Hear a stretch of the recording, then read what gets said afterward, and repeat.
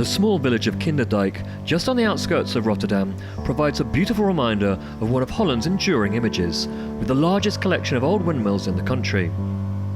The UNESCO World Heritage Site is fittingly one of the nation's must-see tourist spots. Just under half an hour away, the Ahoy Arena also continues to pull in the crowds for the first ATP 500 event of the year. Tuesday's play saw two of the top four seeds in action. Defending champion Thomas Berdych began his quest for a repeat title with a match against Germany's Tobias Kamke. On his way to victory last year, Berdych dropped just one set, and he looked well placed early on as he quickly forged 4-1 ahead. It's one of his favourite forehands, the inside in. Lucky loser Kamke seemed to have no answer to Berdych's powerful play as the number 3 seed unleashed some punishing ground strokes to go 2 breaks up in the second set. Oh, that's brilliant, turning defence into attack. But Kamke was determined to not go down without a fight, and the German broke back, ripping some beautiful lobs over the 6'5" Berdych. Oh, it's sensational. And Kamke for once outdoing Berdych. Serving for the match second time round, Berdych was broken again, but the Czech number 1 gained another break of his own in a seesaw second set. Terrific point. And that was an excellent game from the third seed. At the third time of asking, Berdych made no mistake, as he amassed 31 winners on the way to a straight sets win. Well, just for a moment there, it got a little interesting. But the defending champion is safely through to round 2. The number 2 seed Milos Raonic finished last year inside the top 10 for the first time in his career, but he began his opening match here in Rotterdam against Kuznetsov a little disjointed.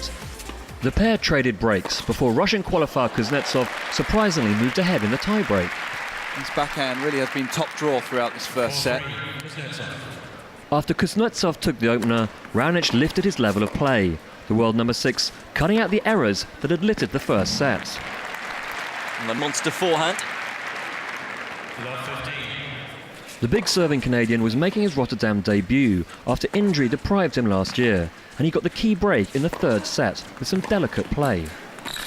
Oh, what a shot that is from the Canadian. Raonic then aced his way to victory to set up a second round meeting with Simone Bellelli. A 19th ace for the Canadian. There was a certain scare, but it is Raonic who goes through to the second round. He's played great over the last 9-12 months.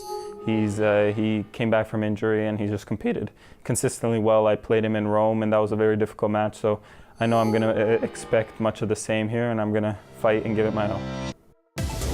The first round clash between France's Gilles Simon and world rank number 46 João Sousa proved to be a close affair. After the pair shared the opening 2 sets, it was the number 8 seed Simon who edged in front in the decider. After gaining an early break, he duly stamped his authority on the match. Oh, that's sensational. Simply wondrous pickup from Simon. With the double break in the bag, Simon, a 2-time semi-finalist in Rotterdam, safely closed out the match. That will do it. It was a real topsy-turvy battle for the 8th seed.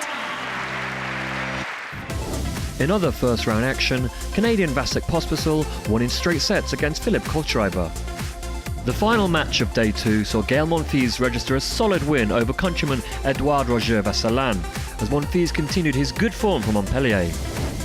Wednesday's play sees the number 1 seed Andy Murray get his 2015 Rotterdam adventure underway. It's Murray's first tournament since his final defeat to Novak Djokovic at the Australian Open. Murray's early season performances have seen him return to the world's top 4, and the 27-year-old hopes to maintain his form this week in Rotterdam.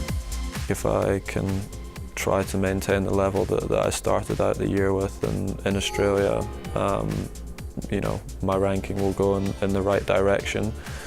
Whereas last year, that wasn't the case at all, so I want to try and focus on that, trying to prepare as best as I can for each tournament.